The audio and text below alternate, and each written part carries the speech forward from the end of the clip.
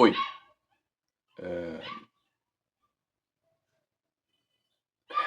Eu sei que faz muito tempo que eu não gravo nenhum vídeo pra esse canal aqui. Na verdade, eu privei a visualização da maioria deles. E até porque eram vídeos ali do começo da pré-adolescência, finalzinho da adolescência. E não sei se isso bate ainda com tudo que eu penso. A maioria era tipo...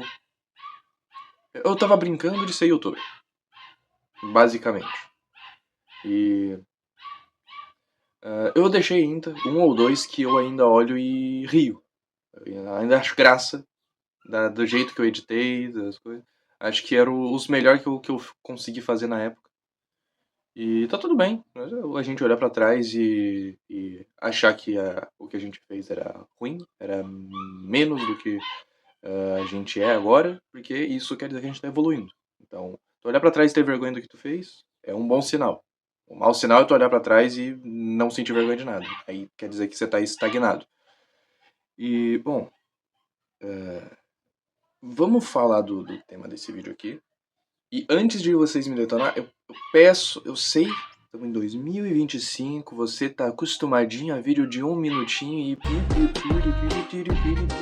e que um vídeo um pouquinho longo, aí 10 minutos é um podcast. É. Eu acho que isso aqui vai ter mais de 10 minutos, mas eu acho que não chega a dar um pirula de tempo, não vai dar 40 minutos, eu acredito. E assiste até o final, antes de sair me dando rage. Mas também, se quiser comentar aí, fique à vontade pra comentar o quanto quiser, cara. Comenta agora. Eu não vou fazer nenhuma afirmação forte sem trazer argumentos. E a certo nível eu posso ter feito um clickbait aqui. Então vamos com calma. Tá? Deus nunca será comprovado cientificamente. Porque ele não é científico. O que isso quer dizer? O que significa ser científico? Por mais que isso seja uma forma não formal. Forma não formal é foda. Mas uma maneira não assim, formal de se falar disso, mas... O que é o método científico? O que é algo estar dentro da ciência? É justamente utilizar o método científico.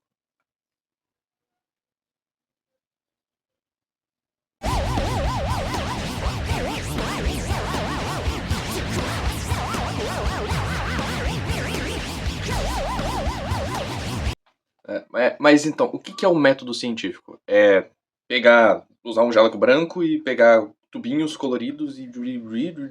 Talvez tu for um químico, mas nem sempre. Pode precisar usar um colisor de partículas para estudar sei lá do que. O método científico se refere à falseabilidade de uma hipótese. Isso quer dizer que a ciência é falsa? Não. Falseabilidade não é isso. Falseabilidade é tu poder provar que aquilo é falso ou não.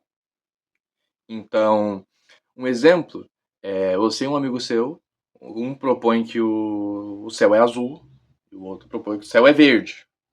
Aí é muito fácil de testar isso. Você só abre a janela e olha para o céu. Pronto. Aí vocês sabem qual que tem a hipótese verdadeira e qual que tem a hipótese falsa. É uma hipótese falseável. Tá bom, pode ser que vocês abram a janela e esteja de noite. E daí os dois pensam, nenhum dos dois tá certo. Mas aí é um erro do experimento. Aí vocês têm que fazer o experimento num outro horário. Fazer de dia. Aí ó, agora tá azul. Não, tá branco. Aí que vocês pegaram um dia nublado. Então tem um bom experimento ainda tem que isolar muitas variáveis. O dia pode estar nublado, pode estar dia e noite. Você pode estar olhando através de uma janela com vidro verde e aí o cara com a hipótese errada tá dizendo, olha, não tô falando. Então, claro, isso é um exemplo besta, né? Mas é para deixar claro. E o método científico é mais ou menos isso. Falsibilidade é isso. Poder testar algo. Bom, mas dado esse conceito do que é científico, por que Deus não entra na ciência, mesmo com tantas evidências, tantas provas, tantos milagres? Jesus veio aí para provar que Deus existe. Por que não entra? Por que não entra na cabeça dos cientistas? Bom, Eu não vou entrar muito em detalhes da validade dessas evidências, mas, de modo geral, a gente segue o princípio da parcimônia, que quer dizer que a gente tende a escolher a interpretação mais simples, com menos passos e invocando menos entidades e menos invocando o número mínimo possível de fenômenos sobrenaturais para aquela situação. Fenômenos desconhecidos, não precisa necessariamente precisa ser sobrenatural. Então, a gente sempre pega um conjunto de dados e tenta trazer a explicação, a hipótese mais simples por acima daquilo. Então, por exemplo, tu chega em casa e teu PlayStation 5 sumiu. Desapareceu. Tu pode propor que um cara mancomunado com o teu porteiro do teu condomínio, ele, supondo que tu é rico, né? Ele, até porque, supondo que tu é rico, até porque tu tem um PlayStation 5, né? Mas vamos dizer que um cara, ele ficou mancomunado com o teu porteiro, aí ele soube a hora que tu não tava em casa, o porteiro desligou as câmeras da tua porta, ele subiu pra entregar uma pizza, no caminho ele passa na tua porta, ele abre a tua porta, bota o teu PlayStation na bag dele, desce e vai embora. Tem muitos passos nessa hipótese. Mas outra hipótese que tu pode dar, também, seria tu dizer que um duende spawnou na tua sala, ele abraçou teu PlayStation 5 e evaporou. 2 ou 3 passos apenas. Porém, tu tá invocando uma coisa que a gente não sabe se existe, né? É um detalhe. E que é meio complicado, sabe? Quer dizer que duendes não existem? Talvez os celtas tenham conhecido duendes mesmo, estejam posto lá nas histórias, nos folclore deles, e por algum motivo os duendes estão presos na caverna de Piracicaba, lá não sei onde. Pode ser? Pode, mas é ridículo pensar nisso, né? Então, o mais plausível entre essas duas hipóteses seria que um cara com um plano muito mirabolante conseguiu entrar e sair do teu apartamento sem ninguém saber. A não ser que tu tenha uma outra hipótese, como, sei lá, um amigo teu tem uma chave da tua porta, ou tu tem um irmão mais novo que mora no mesmo apartamento que tu e ele tem uma pequena chance dele ter escondido no quarto dele. Ou algo assim. Mas uma hora tu vai ver o moleque jogando, então essa hipótese também vai ser testada. E os caras com propaganda em caixa de som aqui, eu vou esperar um pouquinho passar. Caminhão de sorvetes da cidade. Tá bom, o caminhão passou já, com alto-falante. Eu acho. Talvez esteja meio longe. Talvez vocês ainda escutem o meu cachorro latindo, o filhotinho ali. Mas eu não tenho muito o que fazer sobre isso. Então apenas aturem o latido fofinho de um filhote. Eu não tem muito o que eu fazer aqui. E, bom, deixando um pouco de lado o ponto assim das evidências de Deus ou qualquer outra religião, Deus mata a ciência. Ô cachorrada, para, agora estão se passando, negão.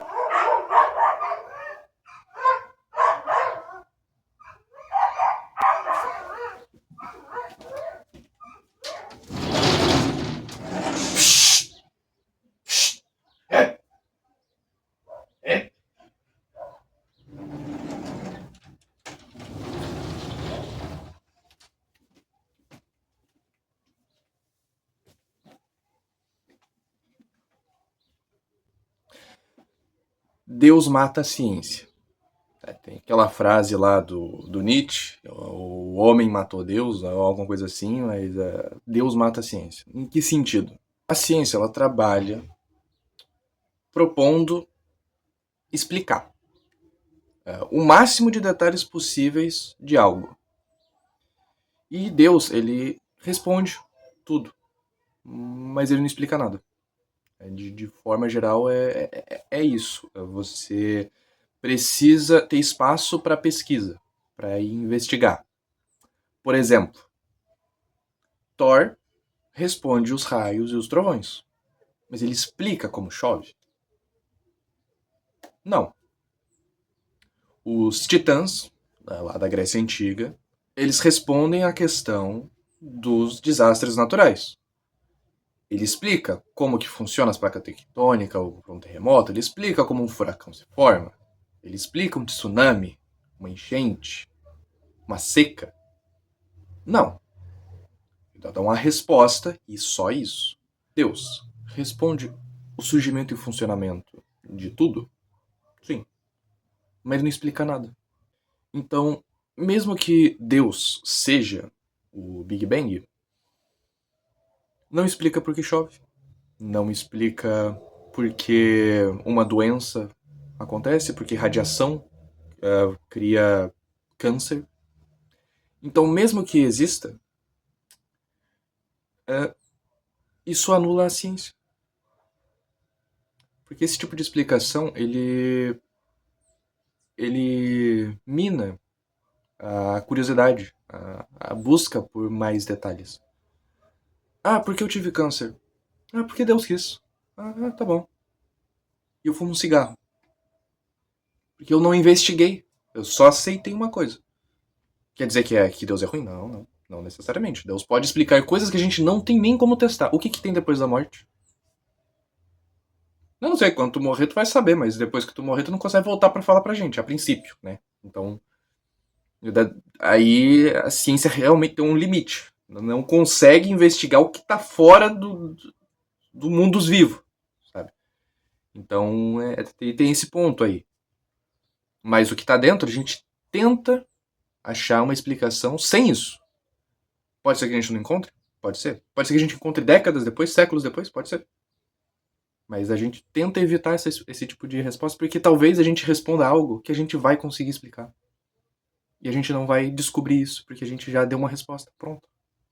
Sabe? O ateísmo, ele não é uma regra dentro dos cientistas. Inclusive, a maioria deles, pelo menos boa parte, tem algum tipo de religião, seja cristã, seja o espiritismo, seja judaísmo, seja qualquer outra vertente religiosa, filosófica, seja hinduísmo, por exemplo. No Brasil, eu acredito que a maioria seja cristã mesmo, porque é a religião predominante aqui no Brasil, mas não é uma regra tu não acreditar em Deus. Você só não usa isso com frequência, na verdade nem frequência nenhuma dentro da ciência, por, por, por questões práticas, sabe? Pelo funcionamento da coisa. Não é que é do demônio. A gente só não bota a religião no meio. Mais ou menos isso. Apenas para evitar isso.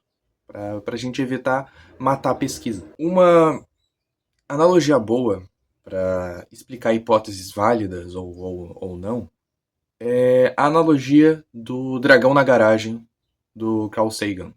Um grande divulgador científico. Todo mundo conhece lá o pálido ponto azul. Se tu não conhece, tá conhecendo agora, filha da puta. E o que essa analogia diz? Tá. Vamos supor que alguém te para na rua e fala: eu tenho um dragão.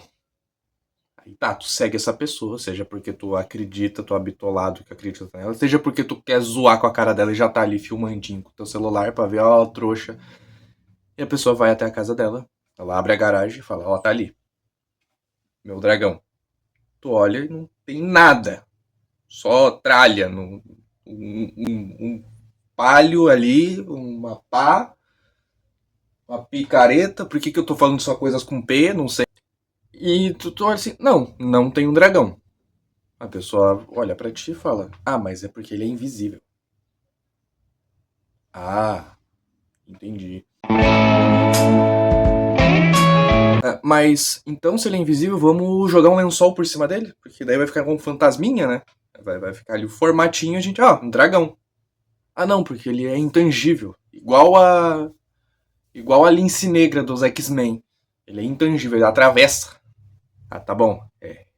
Tá bom, tá. Então, vamos botar o microfone aqui. Algum barulho ele deve fazer, né? Não. Ele é stealth, ele é silencioso. Ele não faz barulho. Tá. E se a gente usar um sensor de calor nele? Um sensor de calor. Pra ver ali o formato igual aqueles óculos de militar, né? Não. Porque ele se adapta à temperatura do ambiente. Tá? Tá bom. E conforme tu vai pensando em mais formas e mais formas de testar, mais a pessoa arruma desculpa. Mais ela adapta a hipótese para não ser testada. E isso torna o teste não falseável. Lembra lá a analogia que eu dei de o céu é azul? Tu não tem como provar que é falso. Logo, tu não tem como provar que é verdadeiro. Porque tu tem que conseguir testar. Se tu não pode testar, me desculpe, isso aí não é ciência. O dragão pode existir? Pode ser que exista. Mas não tem nenhum bom motivo para tu acreditar que ele exista. Ou pelo menos para tu usar ele como explicação para outros fenômenos. Tu pode acreditar que ele exista sem levar isso para influenciar fora da garagem à vontade. Agora, não é muito sensato tu usar o dragão desse caba para explicar o aquecimento global. Pode ser que ele seja o culpado? Pode ser. Mas que prova que nós temos, que evidência a gente tem para ser levado a pensar nisso? Só tô jogando. Só tô jogando aqui. Por que tu vai pensar nisso? Só tô perguntando. Então, outro motivo para não usar Deus e nenhuma outra divindade para dentro da academia é essa questão. Cara, tu tem que ter provas. Isso quer dizer que Deus não existe? Não. Não quer dizer. Tanto é que na própria Bíblia diz pra tu não testar Deus. Eu não sei se diz na Bíblia ou se é os pastores que falam isso, mas não é pra tu ficar testando Deus. Tu não tem como testar um milagre.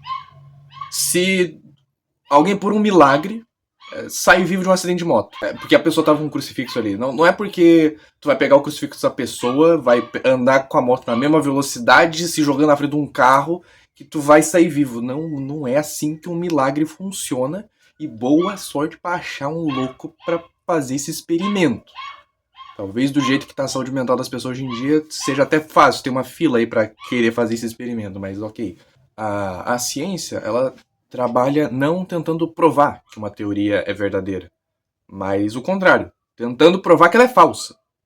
Então, quanto mais tu tenta provar que uma teoria é falsa e mais ela se mantém com evidência sólida, mais as tuas tentativas falham, maior a chance dela ser verdadeira.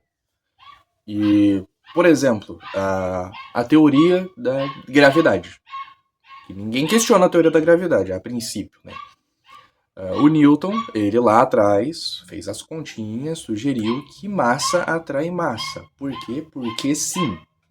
Um corpo tem massa, o outro tem massa, eles se aproximam. É uma regra do universo. Ok? Aí, séculos depois, chega Albert Einstein e fala, olha, a massa atrai massa porque um objeto massivo, ele pesa em cima do tecido do espaço-tempo, tal qual uma bola de boliche em cima de uma cama elástica, e essa dobra que ele faz os objetos caírem em direção ao objeto com mais massa. Uma baita de uma complexidade e que ele conseguiu provar. Talvez um dia eu faça um vídeo explicando como ele testou isso. Mas isso quer dizer que o Newton está errado?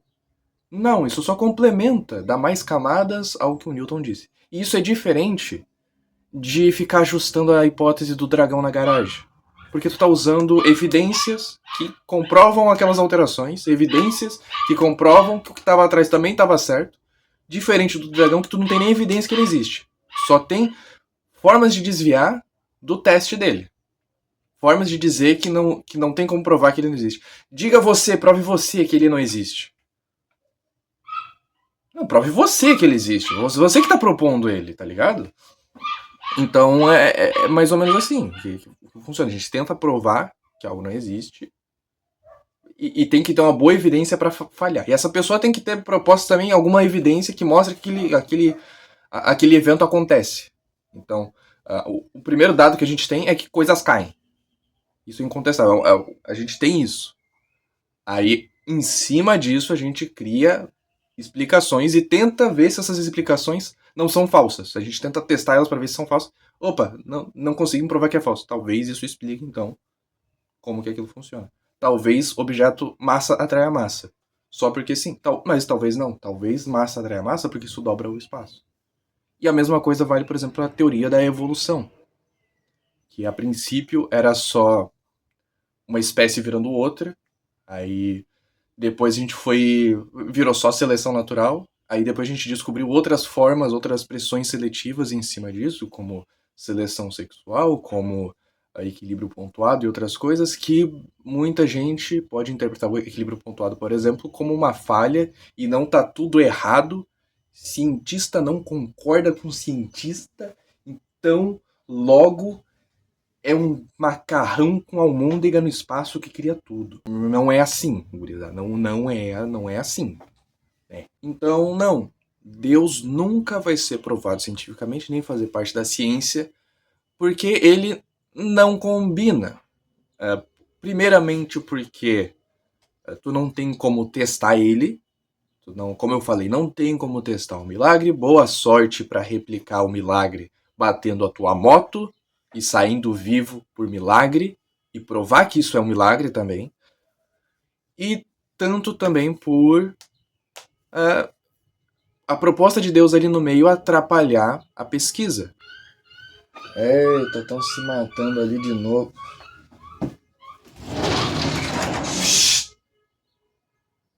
Não bate no pequeno.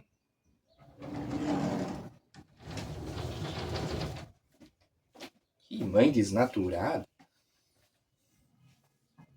Ai. Onde é que eu tava? E segundamente, porque Deus atrapalha a procura por explicação. Então, recusando por um momento a explicação de que Thor traz a chuva, é que tu começa a entender o fenômeno da chuva e a conseguir criar previsões do tempo e avisar pessoas para saírem de casa antes de dar um furacão. Estudando como a radiação funciona, que tu entende o surgimento de câncer. Estudando como a vida surgiu e evoluiu, que tu pode entender mais da biologia, da ecologia, a biologia do humano, entender como o nosso organismo, a nossa mente, nosso cérebro foram evoluindo para a sobrevivência de um homem da caverna e como as influências para cima desse homem, as pressões seletivas em cima dele, ainda nos influenciam, ainda causam nossos medos, nossos vícios, nossas manias. Isso ajuda a gente a se entender melhor. E da mesma forma também pode explicar o que a gente tem que procurar lá fora para achar vida em outro planeta. Seja lá por qual motivo você queira achar isso. Então Deus não existe? Não é a ciência que vai dizer isso. Isso é uma experiência pessoal, espiritual, e vai de cada um acreditar no que achar mais adequado. Ou não acreditar em nada também se achar isso adequado. Só que a divindade não é levada em conta na ciência, até porque ciência é feita no mundo todo. São várias culturas diferentes. E se todos eles botarem suas divindades na ciência, a própria religião ali não vai se bater. É muita coisa. Tu pode concordar que o teu Deus influencia a realidade e negar 80% 99% dos outros deuses. E se todos os deuses estiverem na ciência, tu vai estar negando uma parcela gigante da ciência. Então ela ser uma coisa neutra é bom, porque é um ponto em comum de acordo com todo mundo. Todo mundo observa a mesma coisa. Chove porque a água evapora e cai do céu. A gravidade acontece porque isso. Então era isso que eu queria explicar aqui. Espero ter sido claro, espero ter sido respeitoso com a fé de todo mundo, deixado claro que eu não estou dizendo que esse ou aquele Deus não existe, apesar dos crentes em gnomos poderem estar um pouco chateados comigo de ter caçoado deles. Os terraplanistas também, porque eu não lembro agora se eu cheguei a dar pedrada neles, eu preciso deixar anotado. E aqui no meu setup, lembrar assim, sempre que possível, paulada em terraplanista.